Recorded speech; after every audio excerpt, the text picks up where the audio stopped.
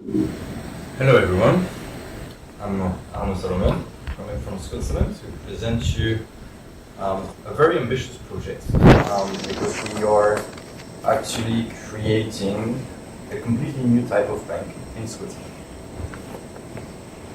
This bank is based on three pillars. I'll have to do it fast, so I'm going to be very high level, so I'm sorry for that. But the bank is based on three pillars, and they're kind of fundamental, and I would say even philosophical pillars. The first one is full reserve. The second one is marketplace, and third one is tokenized. So let me explain quickly. Full reserve, I guess most of you understand. It means that we will never ever use the money you deposit with us to loan it out to someone else. We will never ever use the money you deposit with us to gamble on the market to make profit for ourselves. So it means we will keep a very simple balance sheet, super safe. We will never have risk. We will never have market risk on our balance sheet. We will never risk your money. So we want to be the bank that will have zero risk in the future. We want to be future-proof. So of course, as an institution, if we refuse this privilege to make on-balance sheet loans, which is pretty much 90% of the revenue of usual commercial banks, how do we make money? Well, that's my second point. Marketplace. We want to basically offer every single banking product and services in the form of marketplace. And if you understand that, it's very similar to what you see with Uber, Airbnb, etc. This collaborative economy. At the end of the day, you as a customer, you want to have the best product at the best price. And on the marketplace, that's exactly that. So let me give you two examples to illustrate that. Currency exchange. Currency exchange today, you don't know, let's say tomorrow you're going to make a transfer to the UK, you send £1,000, you have no clue how much euros you're going to pay for these transfers up until the wire is gone. And then of course it's not transparent, of course the real fees is embedded in the price at which they sold you the currency, etc., etc. On our case, what we do is that we organize a simple marketplace for people to exchange opposite needs. So it looks like a very traditional order book that you can find on any Bitcoin exchange, but here it's for all the fiat currencies that you can find on the planet. And of course on day one, we have an issue. We have the chicken and egg problem, because if we have not enough customers, then how do we make sure that we have enough liquidity to match all these things together? So we built a robot that is basically bringing a bid and an ask price and re-executing back-to-back every time it gets matched with brokers and banks. That means that today we're already able to offer you currency exchange at a maximum of 0.25% margin, and that's it. And that's the worst case scenario. Best case scenario, you create your own deal and it's free, and you can even make money out of it. And that's really the idea. You have two types of orders. You can either create a proposition to exchange money and wait to be matched, and because you're proactive, it's free for you. Or you can basically match the best available current offer on the marketplace. Every currency pair, right? So euro, dollar, euro, Swiss franc, etc., etc. So of course that comes with the very basic payment systems. Yeah, we should start with payment systems. So we offer you 30 different IBANs when you sign up with us. Yeah, 30 different IBANs in 30 different currencies. We format them because we don't understand why they should be random numbers. So we take the three last digits to input EUR if it's a Euro IBAN, CHF if it's a Swiss franc IBAN, GBP if it's a pound IBAN, etc., etc., so that you can never get mistaken anymore. And of course, we give you a master one, where basically with this single IBAN you can collect any currency and it will be allocated to the right sub IBAN. Of course, you have like Revolut, a single card. We have the remote host authorization. That means that we can debit the pound account when you're in London, the Euro account when you're in Paris, and of course the Swiss franc account when you're in Geneva. And of course, if you're in Geneva and you do not have Swiss franc, well, the currency exchange is triggered on our marketplace, and of course not through Visa. And here we're talking about 40 times cheaper, not 40%, 40 times cheaper than what you would get otherwise. So this is for the payment use case. But now one of the crucial aspects of banks, because here we're going to replicate this concept of marketplaces for pretty much each and every banking product and services again. Let me give you another example which I believe is crucial, because this is the very core business of banks, loan. If you look at it on your own perspective as a customer, the only thing that you care is that you get the best deal and all your criteria are matched. You don't care if it's provided by BNP Paribas, UBS, or even Lending Club. The only thing that matters to you is that all your criteria are respected and you get the best deal out of it. And that's exactly a marketplace. We fetch those information for you. We present it in the marketplace way. That means that everything that comes on top is actually the best deal. But again, because it's an open marketplace, if you're still unhappy with what you've been proposed, even though it's the best you can find on the market, you can create your own deal and let the crowd subscribe into it. And that, if you look at it, looks very much like Lending Club or any crowd lending platform. And if you basically here, the idea is that people are happy with it in general. When you invest in a crowd lending platform, you're happy because, first of all, you intend to invest in project or people you believe in. You get, of course, a better yield you would get in the bank otherwise. But there is a big drawback. And this big drawback is that you're locked in your investment up until the deal matures. And that leads me to the third aspect of this bank, tokenized. Because we have here a very bold ambition, and it's not an ambition anymore, it's a reality, to tokenize the entire balance sheet of the bank. Of course, if you look at it, from the balance sheet perspective of the bank, liability means the deposit of the clients. It means euro, it means dollars, it means pound, it means Swiss franc. And of course, we're going to bring them on chain as ERC20 tokens, issued on both RSK and Ethereum. You would have the option to choose. And you would have fiat currencies on blockchain that will be able to move, just like Tether. And of course, here we have a slight compliance problem, because we are, as a bank, the custodian of the real money, and what we issue on chain is just a representation of it. And because we, as a bank, are the custodian, that means that we're responsible for it. We're responsible for this money not being in the hand of Ben Laden or ISIS or any terrorist or whatever. Yeah? So we have added a compliance layer on top of the Ethereum network through our smart contracts. That means that basically we do two simple things there. We ensure that people can transact within a set of whitelists for the tokenized fiat, and that you respect certain thresholds of limits that have been imposed to you during the KYC process. But that is one aspect. That is something that most people want to do, and that is only the liability side of the balance sheet. Now we want to go one step further and actually tokenize the asset side of it. Because if you look at it, banking assets, they are mostly contracts. 99% of banking assets are contracts.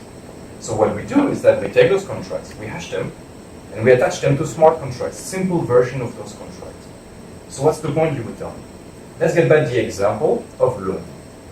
Loan is actually a contractual relationship you have with your bank.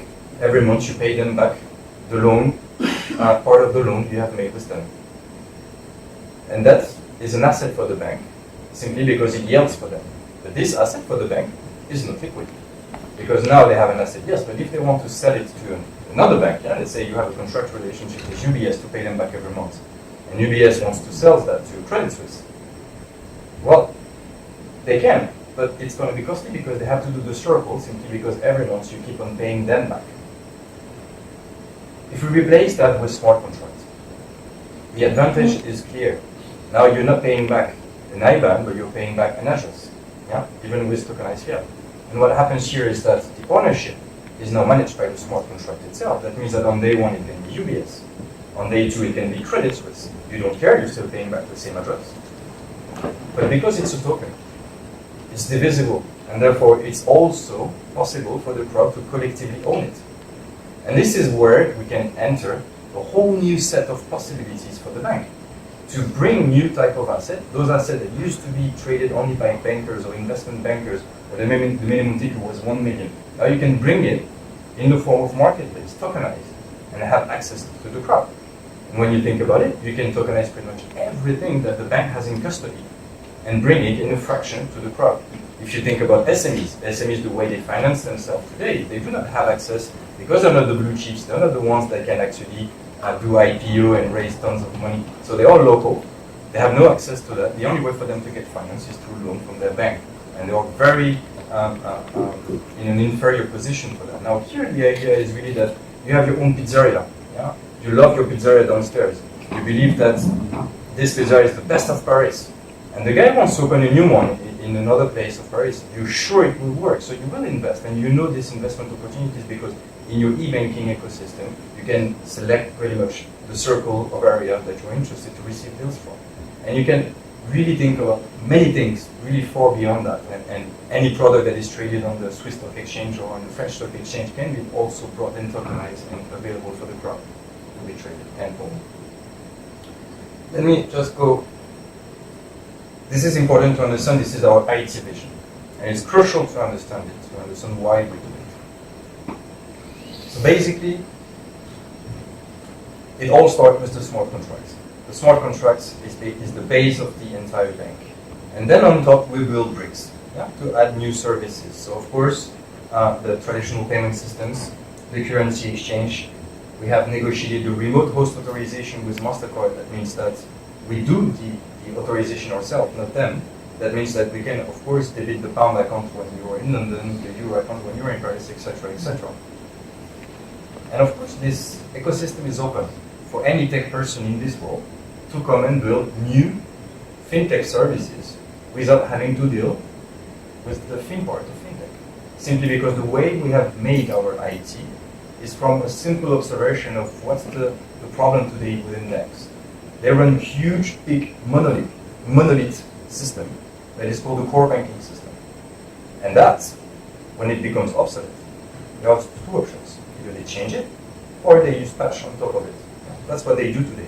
Simply because today, changing a core banking system for a running bank, it's like driving 130 on a highway, and you need to change the wheel. It's complex. Of course, logistically you can do it, but it's super complex and costly. It's way easier to stop on the side, change the wheel, and go again, right? So based on this observation, the way we build it is by creating a set of microservices that communicate to each other. Each of those microservices is basically running in its own technology. It's running in the best technology it needs. So for example, the order book needs to be super fast. So it will run in one technology. The persistency of accounts needs persistency. So it will run in another technology, etc., etc. If one of those microservices becomes obsolete, we just replace the microservice and not the entire monolith.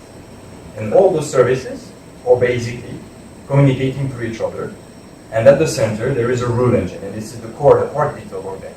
This rule engine makes sure that everything happens within the rule, within a set of rules that has been defined with FINMA, the regulator in Switzerland, but also specifically to each and every individual that we have onboarded, because of course, the plumber will not have the same limit as the super high net worth individual.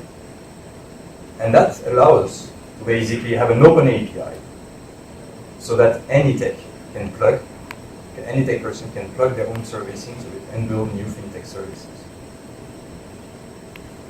So on-chain, it looks like this. So in the middle, you have the bank, the centralized bank, because again, it's a bank. So we need to run it in a very centralized way. On the left, this is let's say, the legacy payment systems. Yeah. So how does that work? Every time you deposit €1,000 with us, we issue €1,000 chain. And this €1,000 is in a wallet that the banks control. That's a private chain. And that's the Ethereum public blockchain, actually. And so these €1,000 are in a wallet that the banks control. So basically, you know in real time the entire liability of the bank, yes, but you don't know who has what because it's a wallet owned by the bank. That means that we are still respecting the Swiss banking secrecy. Yeah? But at least you will know in real time the balance sheet of the bank. Now, when you're about to make a payment out, two options. You pay the legacy world, well, simple. We redeem the coin on chain. We send the money to the corresponding bank that will deliver to your beneficiary. But again, you can choose instead of paying to an IBAN to pay to an Ethereum address, and that would happen, simple. The token will simply move from a wallet we control to a wallet you control or your counterparty control.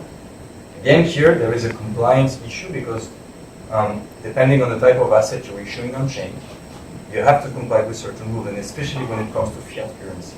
Fiat currency is like the most trusted of all. That means that we have to make sure that each and every participant within the Ethereum blockchain needs to whitelist first a wallet and attach it to an ID. And once that is done, they can transact easily. Yeah? Now, if you look at other type of assets, we can do the opposite way. We can say transferability is free, completely free. But we will remove the privilege, and if you look at it, it can be for shares. When you tokenize shares, shares are basically what? Dividends and voting rights. Now, if you only have a token without those privileges, it's a token that can move freely. But again, it's not really a share.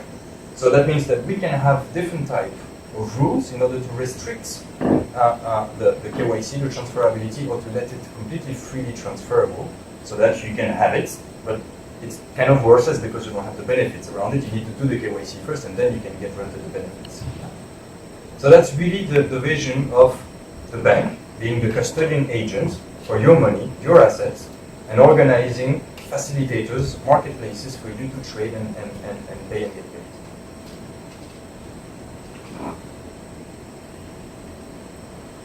As I said, as a bank, you can tokenize pretty much everything. There is no limit, even art. I mean, who has never ever wished to own Picasso? But of course, it's too costly for a single person to own, an average person to own it. Again, as a bank, you can own the Picasso, tokenize it, and let the crowd be able to own 1/1,000,000th of this Picasso.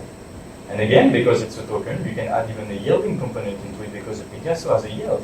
As a bank, you will put it in a gallery, you will put it in some museums, and they will pay for it. And therefore, you're able to pay the yield to the token holders that owns this asset. So there is absolutely no limit to tokenization with the regard of the custodian bank, the centralized custodian bank that actually owns those real assets that has been issued on chain.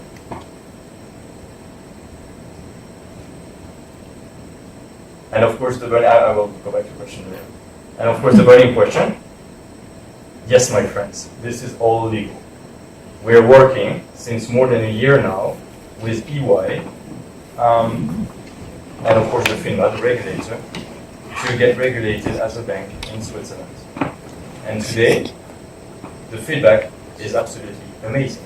So the way we did it is not by going to FINMA and say, look, this is what we do, please qualify us. Look, we took the other step. We said, look, this is the ambition we have.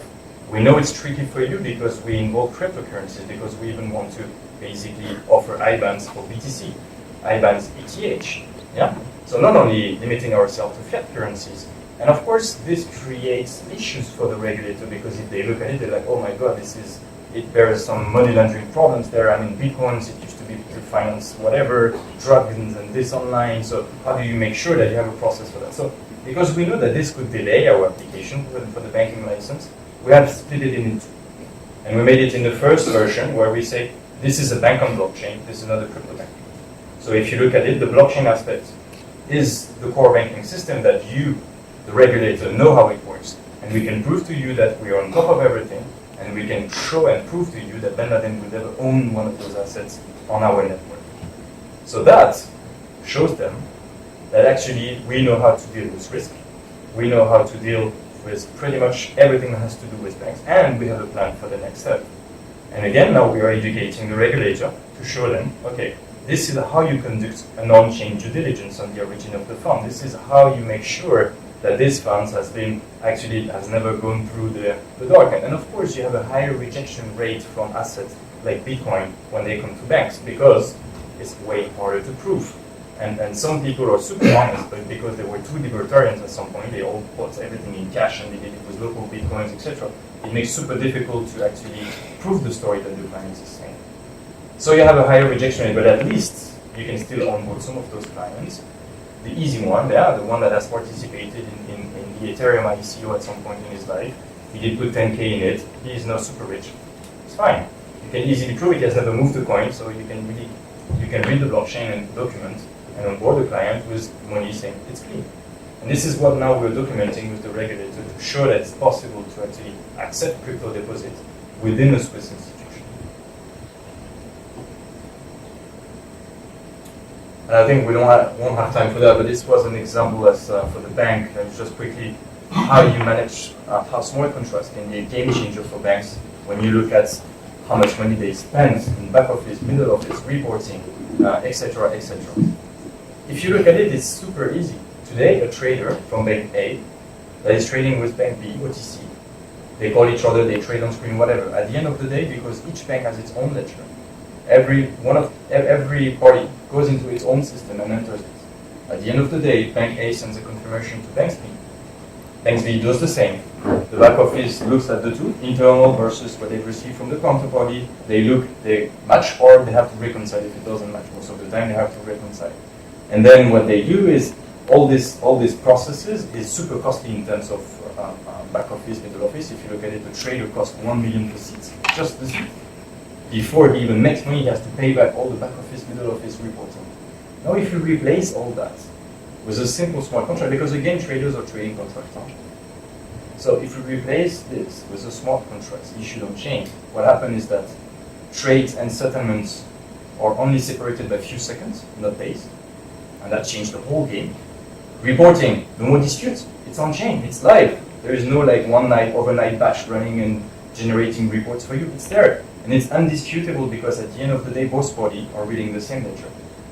We estimated that you can actually reduce 50% of most of the investment banks' costs today simply by moving trading to a smart contract. And bad use cases, of course, Swift has announced that they want to use blockchain. Why do they say it's a bad use case? Because simply it doesn't mean anything. Swift is a centralized messaging body. Why would they want to use blockchain to make themselves irrelevant? Of course not. So they will make a private blockchain, and for them it will be more costly to maintain than a central database with an API. And at the end of the day, they will not allow participants to actually do something over it. So that's. Thank you.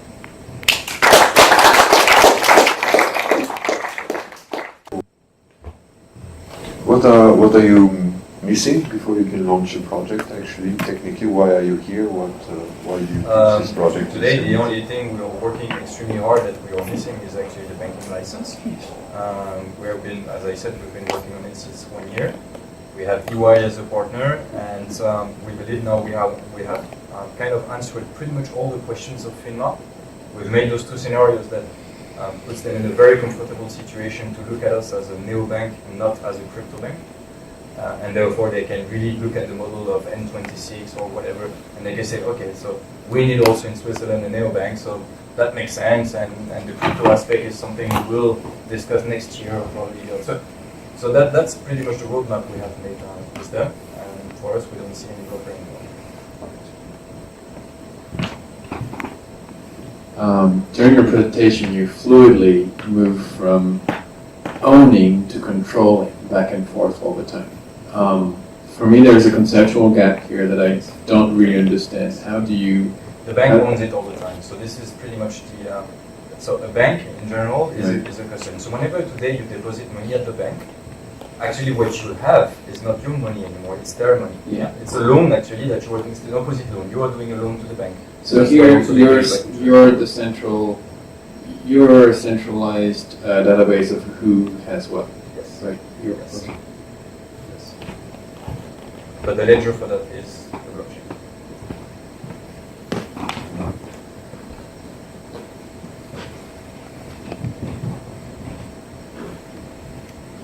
For your lending model that you're talking about, the peer-to-peer lending, what happens in the case of defaults? Would the person who lends have to bear the brunt of it, or would Mt Pelerin guarantee their money that they're lending? No. Actually, again, Mt Pelerin never takes risk. So Mt Pelerin cannot guarantee any loan whatsoever. So the way it works today is that in the roadmap of execution, of course, we're not going to offer everything at once. Yeah? So we will go step by step to release things. So the very first thing is to do collateralized loan. That means that those loans have a real asset collateralized. It can be, for example, for real estate, but it can also be, if you look at it, because we intend also to offer you a Bitcoin deposit and Bitcoin IBANs, is to use this Bitcoin as a collateral for a fiat loan.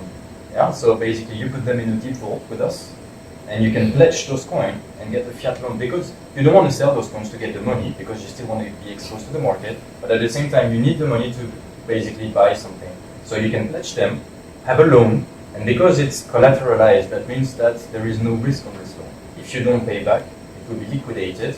Of course, we don't offer you 100% collateral on it. And for uncollateralized loans, people are taking risk. So whenever you organize a marketplace where you have assets that you can buy and sell, those assets will all have risk. And you will have, let's say, a picture where you will see, okay, so this asset represents this and that. There's all the specification. You will have a risk assessment with a grade that you will see. And it's up to you to decide what type of risk you're willing to take.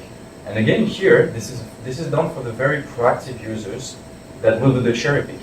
But those that are the passive ones, those that do not want to actually, they still want to have a yield, yeah, because they want to have a yield over the money, but they don't want to do this cherry pick, they don't want to take the risk of everything. They will be able to use something that we're creating on the side, which is the fund. So we have a fund internally within the bank, so that just like you have a saving account, your saving account is basically I'm giving the right for the bank to do everything they want with the money, generate some revenue, take part themselves, and give me some. Yeah. So here with the fund, it's pretty much the same idea. So instead of calling it a saving account, you call it a fund, and you can drag drop money there. You have a yield over it, and we take care of everything: the cherry pick, the risk, and everything, and you just get the yield back. Okay, so. But of course, you will never get as much money as you would get if you are the proactive user cherry picking everything. Yeah. Okay, so you have a metric, or you have a grade where everyone wants to borrow money, but then if a lender is stupid and someone defaults, yes, they give someone like an F grade, it's their fault. Yes, exactly. And again, here on our side with the fund, everything will be averaged out because it's like a big package. So basically, we average out the risk through having a bigger pile of assets in it. One last question? Oh, it's okay. All right, thank you. Maybe you got one last word? Well, you're welcome after to come and speak and ask for a detailed question because I couldn't go very much into details, but if you're interested to know more, don't hesitate. Thank you.